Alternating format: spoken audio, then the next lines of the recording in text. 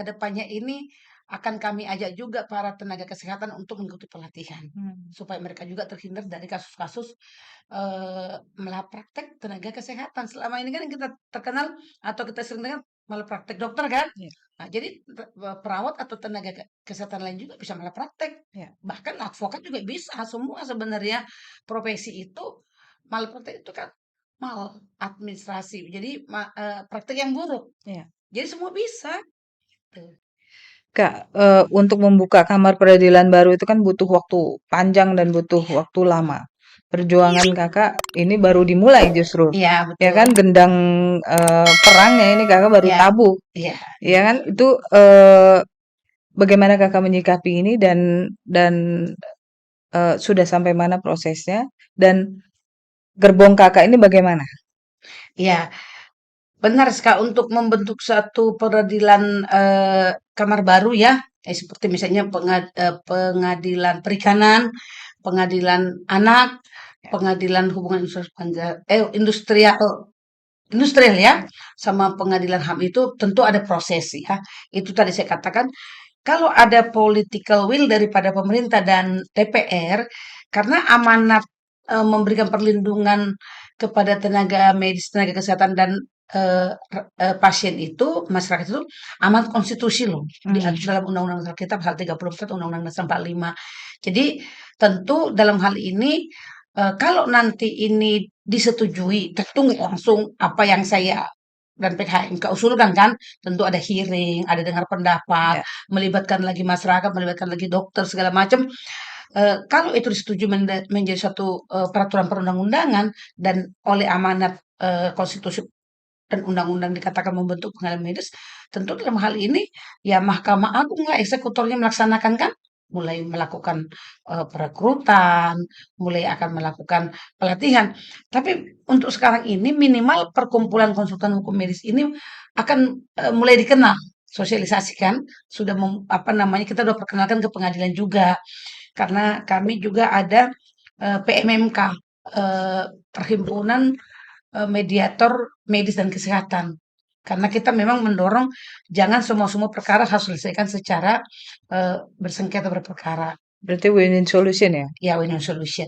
Itu pun sudah kita dorong juga ke pengadilan, kita perkenalkan ya. Intinya kita sekarang masih tahap memperkenalkan sosialisasi. Kalau untuk bisa dapat dieksekusi, masih menunggu dari pemerintah dan DPR gitu, Rizka. Tapi sinyal bagus Kak, Oh ya, kemarin kan sangat, saya pun dengan sangat, diterima di DPR kemarin? iya, iya, saya kemarin tuh sangat ini ya, sampai saya tanya itu Pak Widi itu, kan kita diterima Pak Ahmad Badawi, Ya. itu wakil ketua Balek, Badan Legislasi DPR, dari fraksi P3 ya. Jadi itu kami kirim surat tanggal 4 Agustus. Saya ditelepon tanggal 24 Agustus untuk bisa datang audiensi tanggal 25. Kami pun sangat ini juga ya, eh, Walaupun waktu mepet. waktu mepet, tapi namanya diundang anggota DPR loh. Jadi sangat welcome begitu. Kami pun wah langsung hubungi anggota, sangat excited ya, sangat puas karena mereka mengatakan kemarin itu kan para anggota balik itu terutama Pak Ahmad Bauri mengatakan sangat jarang ada masyarakat ya. Masyarakat itu bisa dianggap PKHMK kan yang mau menyampaikan aspirasi. Kebanyakan kan teriak-teriak di luar katanya kemarin. Tapi ini benar dengan cara seperti ini, aspirasinya kita salurkan melalui DPR dan apalagi sudah disiapkan seperti Naskah ini. akademik. Waduh, ini buat DPR kan berbulan-bulan bertahun-tahun juga membuat naskah, Dan itu membuat juga DPR. karena Kakak ada dasar terkait dengan itu. Kakak udah tahu kan rule-nya Iya, apa gitu. saya karena praktek sebagai advokat mengalami masalah-masalah baik waktu membela pasien maupun membela rumah sakit atau membela dokter dan saya pun memang kemarin di Untar ya Universitas Tarumanegara mengambil kekhususan topik saya itu penyelesaian sengketa medis yang berkeadilan menuju pembaharuan hukum medis nasional. Jadi saya berharap akan ada pembaharuan-pembaharuan hukum ya di dalam pengembangan hukum medis nasional itu. Jadi membuat ini berat Rizka, saya pun bukan sendirian, tentu saya ada tim kan, Ya. teman-teman saya PKHMK, Pak Firman, Pak Remi, Pak Perbasuki, Pak Arif, itu semua saya libatkan sehingga bisa menghasilkan seperti ini. Jadi buat DPR tentu kan sangat senang berterima kasih, tinggal udah kita kasih, ya tinggal nanti dibahas siapalah partai pengusungnya kan, tugas kami dari PKHMK udah menyerahkan. Dan 1 tahun waktu yang lumayan singkat dan luar biasa juga itu dalam untuk membuat naskah Oh akademik. iya, Rizka, untuk selama saya berjuang kemarin itu belum lagi saya mengajukan uji materi berbagai peraturan konsil kedokteran ke Mahkamah Agung. Belum lagi saya mempersiapkan naskah akademik dan RUU ini. Belum lagi saya harus memperbaiki materi disertasi saya. Hmm. Jadi memang dan saya memang sudah membuat buku Rizka sebelumnya. Tahun 2021 ketika itu Covid nggak ada aktivitas kan? Jadi ada hikmahnya. Jadi saya banyak Zoom itu melakukan webinar saat itu ya. Saya juga sudah membuat buku tentang hukum medis dan kesehatan, sehingga buat saya tidak ada kesulitan memang, Hmm. karena memang itu udah seperti pekerjaan saya sehari-hari sih, ya setiap hari itu terus. Maksudnya dari 13 tahun lalu nangani kasus-kasus yang seperti itu, cuman kadang megang pasien gitu ya. Tapi ada juga loh dokter-dokter juga kasihan mereka ketika dilaporkan ke polisi, digugat ke pengadilan, diadukan ke MKDKI, tapi ternyata pada akhirnya di Mahkamah Agung dinyatakan mereka tidak terbukti melakukan perbuatan melawan hukum. Tapi itu kan prosesnya lama ya, Kak, Oh ya? iya, iya, lama dan dokter itu suka mengatakan, "Kami, takutan Bu Risma, kami ini takut berpraktek." Saya ada kemarin tuh di Jambi mengatakan, "Saya nggak mau lagi lah, eee, USG, nanti Hmm. saya USG menegakkan diagnosa, ternyata, memang karena ada TBC usus, karena belum jadi diangkat ususnya, malah kita digugat, laporkan ke Polda Hmm. Jambi." Itu yang menjadi momok ketakutan daripada si, dokter saat ini. Hmm. Makanya di dalam disertasi saya menyatakan itu pasal 66 itu harus direvisi, undang-undang kedokteran itu. Ya, Kak. Kak, terkait dengan pemerintah dan masyarakat, itu kan PKHMK akan berada di posisi mana? Apakah ngepro pemerintah atau ngepro masyarakat? Dalam hal ini eh, tugas kakak kan advokat kan, Iya, memberikan bantuan hukum, iya, melindungi masyarakat juga iya. gitu. Itu posisi kakak apakah akan mendukung kebijakan pemerintah yang kan kadang-kadang kebijakan dengan Iya, pemerintah dan masyarakat tumpang tindih kan, jadi iya. masyarakat merasa Tip. wah ini enggak ini dirugikan gitu. Itu kakak posisi di mana?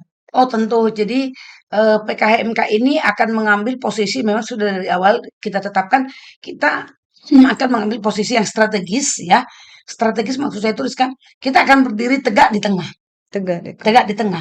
Kami tidak akan berpihak kepada rumah sakit, mengorbankan dokter. Hmm. Ada loh dokter itu ternyata, membuat, perjanjian dengan rumah sakit, mereka di luar tanggung jawab rumah sakit. Padahal dalam aturan itu setiap tenaga kesehatan itu menjadi tanggung jawab rumah sakit. Hmm. Nah, hal-hal seperti itu kan perlu dievaluasi. Nah, kami juga tidak akan eee, pro kepada rumah sakit mengorbankan pasien. Hmm. Intinya kami akan memberikan advokasi pembelajaran sesuai hak masing-masing. Jadi rumah sakit harus melaksanakan tugas dan tanggung jawab dia sesuai dengan undang-undang rumah sakit. Pasien pun harus melakukan hak dan kewajiban sebagai pasien secara bertanggung jawab juga. Hmm. Pasien itu juga punya tanggung jawab. Misalnya nih Rizka dokter, saya pasien nih. Pada waktu saya datang konsultasi, saya mesti jujur. Misalnya pernah mengalami penyakit apa, atau misalnya disarankan harus mengambil eh, tindakan apa gitu ya, tindakan medis maksudnya ya. Saya harus menuruti advice ataupun saran dokter. Kalau saya baru tanya ke sini, boleh cari second opinion, tapi nggak melakukan saran dokter itu menjadi salah. Nah, ke pemerintah, ke DPR, tentu kami juga punya peran strategis, yaitu tadi memberikan masukan-masukan. Hmm. Masukan-masukan, ya contoh seperti RUU ini kan. Hmm. Contoh nanti seperti misalnya mengenai eh, kewajiban pemerintah dan pemerintah tentu di dalam ini kan ada juga DPR yang membuat undang-undang rumah sakit dan kesehatan kan mengatakan harus ada lembaga mediasi harus selesaikan. Itu pun nanti tugas kami untuk menyuarakan. Lembaga mediasi medis ya? Iya, lembaga mediasi mestinya harus dibentuk Ya. sehingga tidak semua arahnya ke pengadilan penyelesaian sengketanya kan. Tapi karena itu selama ini sepertinya senyap ya, sepertinya sejak undang-undang kedokteran dibuat tahun eh, 2004, undang-undang rumah sakit dibuat 2009, undang-undang kesehatan, sepertinya itu nggak ada yang fokus, nggak ada yang concern, Hmm. tidak ada yang meminati mungkin ya Rizka saya itu nggak tahu kenapa nggak banyak peneliti ya nggak banyak peneliti menyoroti itu. Mungkin karena temboknya tebal itu, Kak? Nah, itu dia, betul. Jadi, karena temboknya tebal, orang sudah apatis dulu. Ah, udahlah, males lah melawan dokter. Mana mungkin kita bisa menang. Mana mungkin kita, dokter kan, atau rumah sakit, pemilik modal. Apa bisa pasien bisa menang? Mungkin seperti itu, mungkin ya. Tapi itu tadi kan perjalanan karir saya berangkat dari ketika membela pasien, ketika membela rumah sakit dan dokter, saya memiliki pengalaman yang menarik ya. Memang berat perjuangannya. Tapi ketika kita sudah tahu, ya sekarang hasilnya terasa nggak berat lagi sih Rizka, Mhm. itu. Dan, kalau Kakak kan kalau mungkin orang lain nabrak tembok mundur, kalau Kakak, Kakak ekskavator Oh itu ya? iya, saya robohin. Dirobohin ya? Ini aja ada sekarang saya kasih kapan-kapan kita cerita lagi. Jadi Konsil Kedokteran Indonesia itu dibentuk oleh Presiden berdasarkan Undang-Undang Praktek Kedokteran. Namanya Konsil Kedokteran. Itu termasuk antara lain juga membuat standarisasi dokter ya, membuat mereka standarisasi, meregistrasi dokter, dan juga memberikan ini rekomendasi dari ID kan untuk ke nanti KKI untuk diajukan SIP, surat izin praktek eh, praktek dokter ya. Nah, tetapi MKDK Konsil Kedokteran ini membentuk lembaga otonom, itu tadi namanya Majelis Kehormatan Disiplin Kedokteran Indonesia. Mmm, Itu adanya di ibu kota negara provinsi di Gondangdia. mmm. Kantornya nggak kelihatan loh. Rizka coba lihat tahu di mana MKDK, nggak kelihatan. Karena yang ada itu Konsil Kedokteran Indonesia KKI. Itu ada di satu lantai. Saya lupa waktu pernah beberapa kasus di sana, apa lantai 4 atau lantai 6.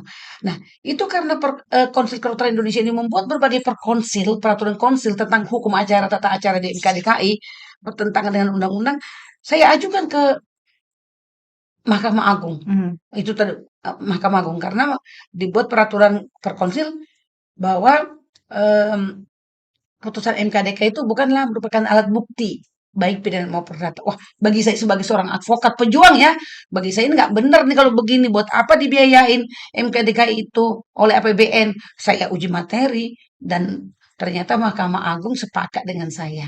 Jadi itu tadi kaitannya, kalau orang ada kesulitan mundur, kalau saya enggak, saya cari lagi, sampai akhirnya saya menemukan jalan. Oh begini, setelah udah tahu 13 tahun, sekarang kan teman-teman saya tinggal saya bagikan toh. Sekarang tugas saya dengan PKHMK, dengan berdirinya PKHMK, tinggal membagikanlah ilmu ataupun pengalaman yang saya dapatkan kepada masyarakat luas. Tugas saya selanjutnya. jadi, PKHMK yang Kakak bentuk ini adalah ekskavator Iya, terkait dengan, tembok yang tebal sekali itu, iya, terkait dengan ID. iya. Kita nggak sebut itulah, Enggak lah, bukan dengan ini. Maksudnya dengan model pelayanan lah, pelayanan. dengan model sistem pelayanan yang sangat Kekakuan yang mereka kekakuan. selama Iya, ini ya, yang selama ini kekakuan.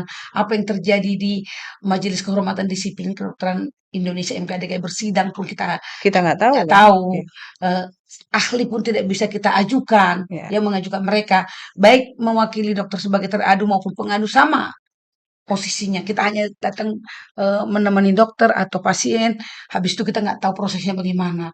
Nah, ini sekarang akan pelan-pelan, boleh saya katakan ya Rizka ya, PKHMK ini semacam juga lembaga sosial kontrol ya. Sosial kontrol. Iya, karena kita udah tahu kan, kita bisa mengontrol orang kalau kita tahu rule-nya. Iya. Ini sepertinya nggak benar nih jalannya. Ini nggak tepat nih. Nah, itu lembaga kontrolnya di PKHMK juga. Dan bisa menjadi fasilitator juga Kak ya, Oh untuk, iya, masyarakat dalam hal ini pasien ke pemerintah ke atau ke pemerintah, rumah ke sakit. rumah iya, tentu kalau masyarakat kan awam tidak paham mengenai, tindakan medis, pelayanan kesehatan. Dengan adanya PKHMK kan, namanya konsultan hukum medis kan, mereka berkonsultasi, apa yang mereka alami. Nanti itu bisa kita sampaikan ke rumah sakit. Ya. Tadi Kakak menyebut atau menyinggung sedikit tentang peraturan, regulasi, atau undang-undang Mhm. di, bidang medis atau kesehatan ini. Apa yang Kakak anggap, rasa perlu untuk direvisi atau dirubah atau di-upgrade, dari Baik, kacamata Kakak sebagai seorang advokat? advokat ya. Baik, sebenarnya, saya kan advokat yang suka kedamaian, suka sebenarnya itu orang nggak usah gaduh lah. Karena pada dasarnya menurut saya itu, dokter itu ketika melakukan tindakan medis itu niatnya luhur kok. Mereka, berbasis kepada sumpah, eee, Hipokrates ya, ingin memberikan pelayanan dan menyelamatkan nyawa orang. Tetapi kita juga tidak bisa menaifkan ada oknum, saya mengatakan oknum aja deh, atau dokter Oke. tertentu yang lalai, Ya. yang mungkin dia sudah nggak mikirkan lagi nyawa orang, sehingga praktek asal-asalan, sehingga terjadilah malapraktek. Hmm. Ya, sisi lain juga masyarakat mungkin karena kurang paham atau ketakutan kan, kita kalau ketemu dokter kan, udah apa sakitnya, kasih resepnya. Jarang dokter yang sabar menanyakan kan, menjelaskan, Atau diperiksa. atau diperiksa dulu, begini konsekuensinya ini, risiko ini, baru minta persetujuan informed consent, agak jarang kan. Nah, ini akan kita nanti dengan adanya kita memberikan sosialisasi hak daripada pasien, kita berharap pasien itu akan jadi kayak teman, kayak kita inilah. Hmm. Nah, kayak sekarang kan di PKM itu dokter dengan advokat itu kayak udah nyaman mereka. Ya. Karena mereka, wih ternyata baik ya advokatnya, tidak mau melaporkan kita, tidak menuntut kita gitu. Nah, jadi yang paling mendesak dari saya ya, tentu diperjuangkan oleh perkumpulan saya PKHMK, merevisi Undang-Undang Praktek Kedokteran yang nomor 4 tahun 2000, nomor 29 tahun 2004, Hmm. khususnya pasal 66. Nah, ini sumber ketidakadilan sebenarnya yang menjadi fokus penelitian saya selama ini. Jadi pasal 66 itu seperti ini Rizka. Dia mengatakan kalau ada orang ataupun pihak ketiga yang merasa kepentingannya dirugikan oleh tindakan pelayanan medis ataupun dokter, maka orang ataupun pasien ataupun keluarga pasien itu dapat melakukan upaya pertama melaporkan dokter ke MKDKI yang tadi saya katakan Majelis Kehormatan Disiplin Kedokteran. Nanti pasal 2 itu syaratnya syarat mengajukan tertulis nama identitas bisa lah ya. Ya.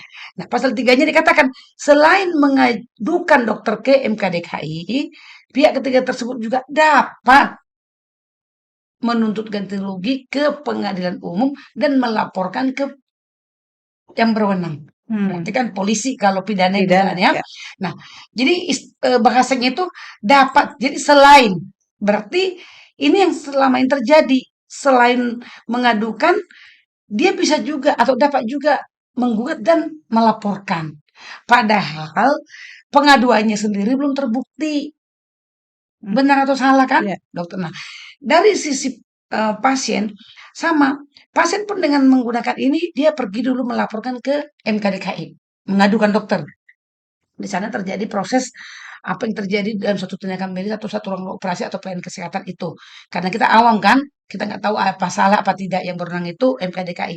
Selain itu, nanti pasien ini juga untuk memperjuangkan haknya lagi harus mengajukan gugatan ganti rugi ke pengadilan perdata atau umum. Hmm. Karena di MKDKI sanksinya hanya sanksi administratif, yaitu berupa rekomendasi pencabutan STR, surat tanda registrasi dokter ke konsil kedokteran. Jadi bersidang nih Rizka nih, bersidang 5 orang, ad hoc begitu, ada sarjana hukumnya 2 orang, ada dokternya, ada unsur masyarakat. Kalau ditemukan kesalahan dokter, dia akan merekomendasi ke konsil kedokteran untuk mencabut. Sanksinya paling lama 12 bulan. Hanya dicabut loh, di-grounded. Bisa Tapi diikuti bisa dia bisa berpraktek lagi setelah itu, Mbak? banyak.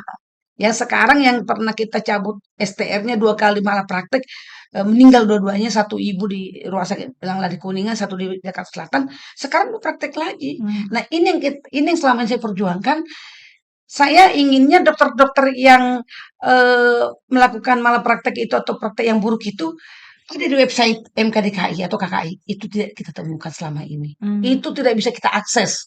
Ternyata oleh konsultan itu ditutup. Katanya itu informasi publik yang dikecualikan. Sehingga masyarakat bingung atau tidak bisa tahu mana dokter yang baik atau tidak. Lebih gampang mencari di internet kan, padahal konsul kedokteran lupa. Sekarang cari aja dokter ini apakah malapraktik, keluar semua kan? Boleh di websitenya tidak diumumkan. Konsil kedokteran membuat peraturan per konsil tahun 2014. Nanti saya cek nomornya. Per konsil tahun 2014 itu yang mengatakan bahwa itu merupakan informasi publik yang dikecualikan. Padahal kita bisa melihat di internet kan. Ya. Oh ya, ini tahun Perkonsil nomor 29 tahun 2014. Tapi ini sudah saya uji materi ke Mahkamah Agung. Ini yang mengatakan bahwa putusan MKDKI itu, MKDKI kan mengatakan dokter ini terbukti salah atau tidak. Itu dikecualikan, tidak boleh diupload oleh KKI di website. Nah, inilah yang merugikan selama ini, ini yang termasuk menurut saya harus diperbaharui dalam Hmm, era transparansi dan ini nggak bisa, ini menggunakan anggaran negara loh, APBN. ya, Kenapa itu tidak untuk melindungi kepentingan masyarakat. masyarakat? Supaya saya tahu, Ya, supaya Rizka tahu mana dokter yang profesional, mana yang pernah dokter yang dihukum. ya. Nah, itu yang diperjuangkan dan hukumannya cuma administrasi pencabutan loh Rizka. Dan itu sebentar waktunya. Sebentar, 12 bulan. Habis itu dokter bisa praktek lagi. Sementara pasien sudah meninggal atau cacat seumur hidup. Nah, ini pasien mesti pergi lagi ke pengadilan perdata untuk memperjuangkan haknya, ganti rugi. Nah, ini lebih tragis lagi menurut saya. Konsil Kedokteran tahun 2017 membuat lagi konsil nomor nomor 50 tahun 2017. Dibuat bahwa putusan MKD itu bukan alat bukti. Hmm, Jadi selama ini kita dikerjai. Udah ada putusan, saya bawa ke pengadilan negeri. Ini sudah dokter itu, Bu Hakim, mengalami, melakukan melakukan. malpraktik. Udah terbukti nih, DMK DKI. Lawan bilang, tergugat, bahwa itu bukan alat bukti sesuai dengan Perkonsil nomor 50 tahun 2017. Bayangkan berapa tahun. Tidak ada para advokat atau sarjana hukum yang mengamati ini.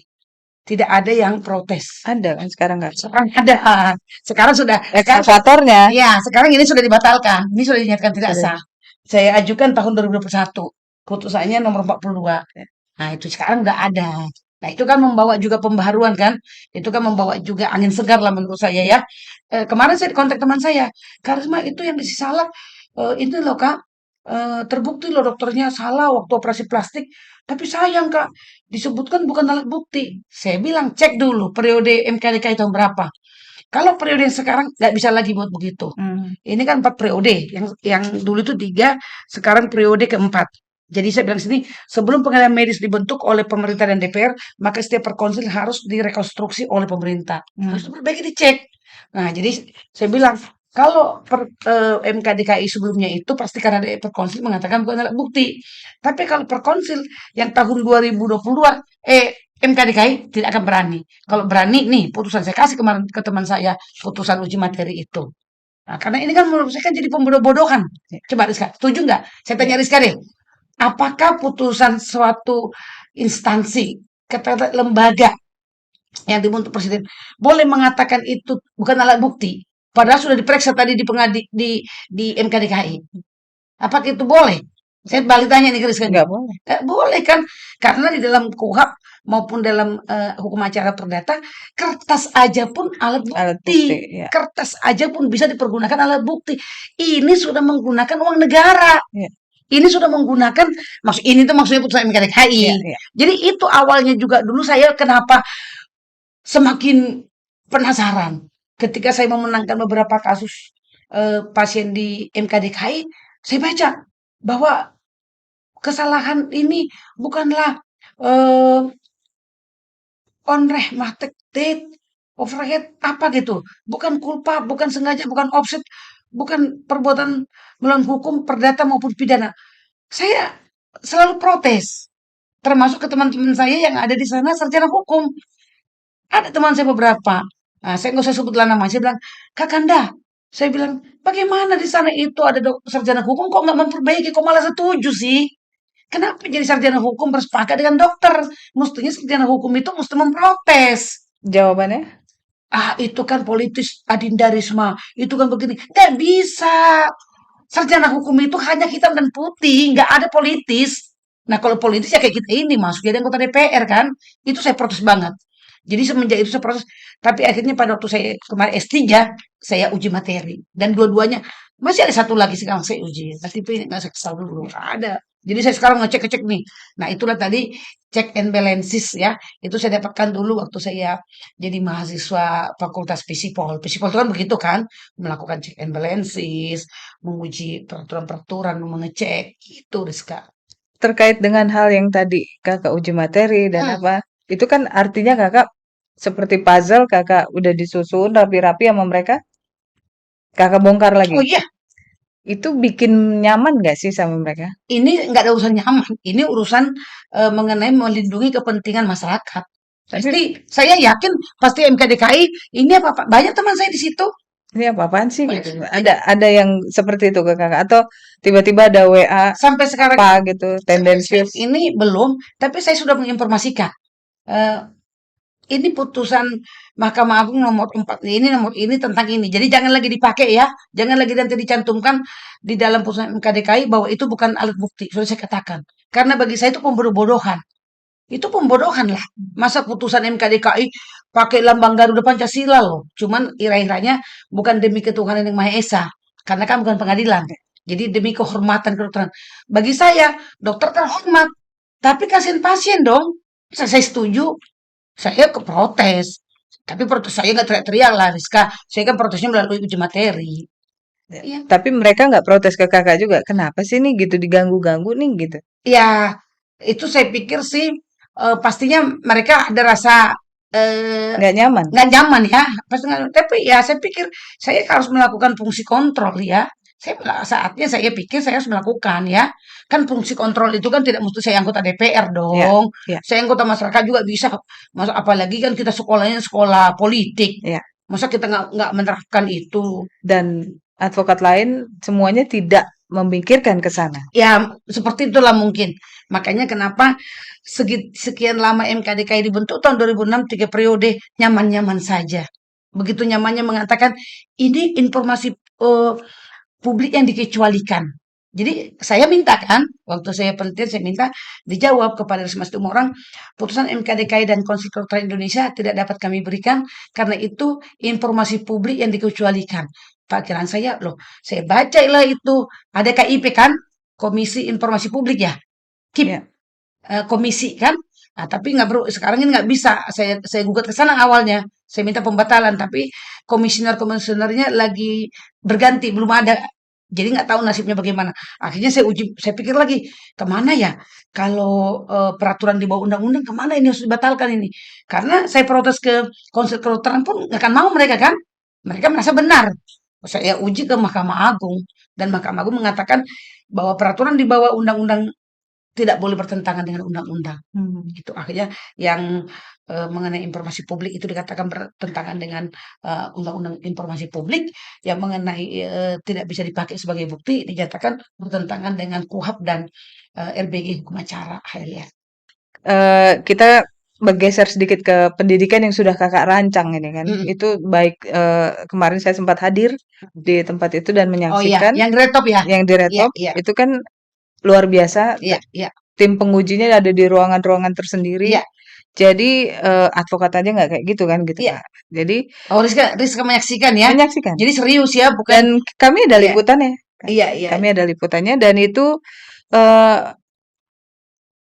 ujian dan pelantikan dan juga mungkin nggak disumpah Kak ya?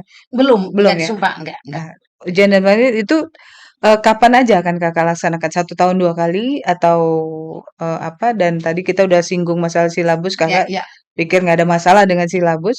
iya. Nah, itu Kakak akan laksanakan kapan periodenya? Oh ya, jadi kalau untuk pelatihan konsultan hukum medis kan sudah 3 kali ya. Tahun 2021 ketika baru dibentuk 2 angkatan. Untuk 2021 ini terlaksana 1 angkatan karena Hmm. memang tadi kan ada banyak kegiatan ya, Hmm. uji materi lah, menyelesaikan disertasi saya kan. Hmm. Apalagi Rizka tahu lah, saya kan kemarin sedikit ada masalah ya dengan Iya.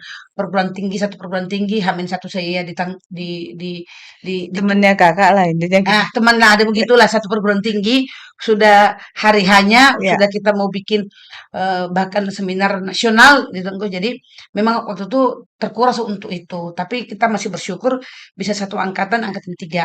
Nah, ini beberapa teman juga memang minta dan dari daerah ya mengatakan, "Bu, kenapa nggak diadakan lagi? Kan baru tahu," katanya. Mm-mm. Baru tahu ini informasi tentang pelatihan. Saya katakan dengan teman-teman kemarin, saya kumpul dengan teman-teman bagian bidang pelatihan, pendidikan, nanti di awal 2022 akan diadakan lagi. Sekarang Awal kami usahakan dulu selesaikan standarisasi dan awal sertifikasi 2023. awal 2023. Ya. Ya. Dan ini akan Kakak tularkan atau laksanakan di daerah juga nggak? Atau hanya terfokus ke Jakarta. Jakarta? Kalau untuk sementara sih di Jakarta dulu ya, nggak tahu nanti dalam pengembangannya, atau minimal mungkin seperti ada Korwil kali ya. Ya, Tap karena kan kasus-kasus malpraktek kan di Jakarta mungkin iya iya, kemajuan informasi sudah benar. apa kabar yang di daerah kan Kak? Benar Gitu. benar. Jadi saya pun dengan teman-teman, saya minta makanya kita akan mengadakan raker ya. Saya mengatakan minimal kita adakan korwil ya. Nah, Korwil. kalaupun mungkin nggak ada cabang-cabang, kalau seperti advokat kan banyak ya. Nah, mungkin koordinator wilayah Indonesia Timur, misalnya ada di Ya. Makassar, koordinator wilayah Sumatera, Palembang dan ini di Medan. Minimal ada di beberapa tiga Kota empat besar mungkin. kota besar lah ya. Seperti niaga ya. Iya, niaga. Pikiran saya mencontoh niaga itu cukup bagus, efektif dan efisien ya. Ya. Sehingga teman-teman katakanlah misalnya dari Kalimantan Selatan, Samarinda tempat saya dulu kuliah ya tidak perlu harus ke Jakarta kan untuk ikut pelatihan. Ya, kalau kemarin sih bisa Zoom, Rizka. So, Kalau nanti ini kan yang sekali itu kan eh, offline kan, dokter-dokter harus datang ke dokter-dokter harus datang ke Jakarta misalnya Jakarta. kan. Kalau ada di dekat kota mereka kan bisa mereka pelatihan pendidikan itu dekat kotanya, harapan kami begitu. Dan mungkin harapan kami juga masyarakat, saya termasuk Iya masyarakat, iya tidak hanya terfokus ke dokter, tapi ke apoteker dan iya tenaga kesehatan yang lainnya mungkin bisa. iya, benar sekali. Jadi apalagi sekarang ini kan tenaga kesehatan seperti bidan lah katakan ya, Ya, bidan mandiri kan. ya, Nah, bidan mandiri, terus perawat juga kan ada perawat mandiri itu penting. ya. Karena saya kemarin menemukan ada kasus yang di Medan itu perawat-perawat rumah sakit loh, itu RSUD, mereka sudah tidak aktif lagi SIPP. Jadi kalau dokter namanya SIP, surat izin praktek. Kalau perawat itu namanya SIPP, double P, surat izin praktek perawat. Padahal itu ada sanksi pidananya. Kalau tidak ada SIPP atau SIP bagi dokter, itu dianggap melakukan pidana. Tapi sekarang sudah direvisi menjadi pelanggaran administratif. Hmm, Tapi kan dia sengaja bertahun-tahun atau salah gunakan, disewakan atau bagaimana dipakai orang. Nah, ini yang perlu kami harus sosialisasikan. hmm. Karena biar bagaimanapun, ya tenaga kesehatan kita kan cukup sampai ke desa-desa ya. Jadi sabarlah Rizka, sampaikan ke teman-teman di awal-awal sasarannya ini dokter-dokter dulu karena kan yang pertama kali pasien itu berhadapan kan dokter dulu ya. Dokter, ya. Nah, kedepannya nanti layar kedua deh. Nah, seperti harapan Rizka dan masyarakat nanti kita akan eh, eh, mesti merambah. Dan harapan saya masih ada lagi hukum medis dan kesehatan ini hendaknya dikasih juga di fakultas-fakultas hukum. Hmm, Selama ini kan baru yang ada cuma hukum kesehatan. Coba harus cek di Gajah Mada, UPN, ya, Unisba. Saya ada berapa cek ada 7 saya temukan namanya hukum kesehatan. Medisnya belum ada. ya. Jadi tidak menyentuh masalah-masalah kedokteran ataupun tenaga Itu medis. Kakak harus kerja keras juga itu Iya, harus kerja. untuk masuk ke dikti dan lain Iya, sebagainya. mudah-mudahan sekarang eh, saya bersyukur ya Kepala LLDikti Ibu Dr. Paristianti Nurwardani yang hadir kemarin di ujian promosi saya menyambut baik dan mengaminkan. Benar sekali, memang itu harus di apa dididikan ya apa namanya di dibuat pembelajaran atau dibuat menjadi mata kuliah atau prodi atau apalah namanya supaya lebih cepat masyarakat nggak seperti sekarang kan udah advokat, udah dokter spesialis baru kita wah harus terpaksa saya speednya dikencengin supaya bisa mengejar ketertinggalan sekian puluh tahun. Ya. Kak, terkait dengan perjuangan Kakak ini dari step demi step Kakak lakukan dan bukan orang bilang itu Kakak nggak ada capeknya. Iya, iya. Bukan hanya power bank, gendong genset kan gitu. Gendong Jadi genset. orang-orang Iya, lowbat Kakak nggak pernah iya, lowbat. iya. Itu apa harapan Kakak terkait perjuangan ini? Iya, kalau harapan saya sebenarnya ada impian saya. Kenapa? Saya ingin pelayanan kesehatan itu suatu saat menjadi pelayanan medis dan kesehatan itu menjadi Indonesia itu tuan di negaranya. Hmm, Saya sedih ketika saya misalnya ke Penang ya, baru-baru ini bawa teman di Penang itu semua orang Indonesia, mostly banyak sekali ya. Jadi hanya untuk periksa, jadi semacam ada mereka itu ada yang tidak percaya, masih kurang percaya dengan dokter kita. Ada yang kurang nyaman. Jadi kurang nyaman tuh orang Indonesia itu kan paling suka dilayani Rizka. Jadi misalnya datang, oh ya ibu ramah tamah kan. Nah kalau perawat yang ketus-ketus, cuek, kadang-kadang cuma masalah infus saja dia bermasalah. Infusnya lepas, pasien minta dipasang, dibilang apa? Tunggulah sih besok. Kasus di Medan terjadi begitu. Padahal kalau bagi saya orang awam apa sih sulitnya? Buat orang happy, kasihkan aja infusnya, kok mesti harus tunggu besok. Nah, jadi saya berharap ini semua nanti ketika kita sosialisasi kan termasuk hak dan kewajiban memberikan pertolongan penyelamatan pertama kepada pasien. Nanti kita akan sampaikan kepada perawat sebagai yang tiap hari kan dokter kan tertentu waktu visit ya. Nah, jadi kalau perawat, suster, tenaga apoteker semua melaksanakan tugas dengan baik, dokternya juga sudah berhati-hati, ya kan sudah harmonis begitu. Ya mungkin tetap juga ada masalah, tapi Ya, bisa diminimalisir. Pasti orang tidak akan lari lagi ke luar negeri. ya, Mesti Indonesia didatangin. Orang luar mungkin datang berobat ke kita. ya, Iya kan? ya. Saya pernah kalau kalau ke RSPAD itu saya lihat waktu DSA itu orang tentara-tentara Amerika saya lihat Sanana, Pak Sanana pernah saya lihat juga, Pak Prabowo saya lihat juga temannya dari mana itu berobat ke situ. Coba kalau hal-hal yang seperti ini dikembangkan, wah devisa kita nggak akan lari keluar kan uang kita. Nah ini impian saya. Mudah-mudahan suatu saat nanti terwujud gitu, Amin, Rizka. amin. Tuh. Oke, terima kasih Kakak, saya dapat banyak sekali bekal dan Berapa SKS ya, Rizka? beberapa SKS deh, dan Terus yang menarik sekali itu tadi yang uji material tadi, materi nanti ya, kita akan kupas itu kenapa secara bisa terjadi kayak kenapa gitu? bisa terjadi Ya, dan kenapa didiamkan sekian lama? dan Kakak itu membeko eksavator tembok yang tebal itu ya. Jadi bukan hanya membuat pintu dan jendela, Kakak robohkan Ya, temboknya. betul. Oke. Sebagian. Tapi masih ada yang tembok-tembok kecil yang masih harus diperjuangkan. Ya, supaya Ya, menjadi suatu bangunan yang indah untuk medis dan kesehatan di Indonesia. siap Kakak. Oke, terima kasih pemirsa Hukum ID. Selamat sore.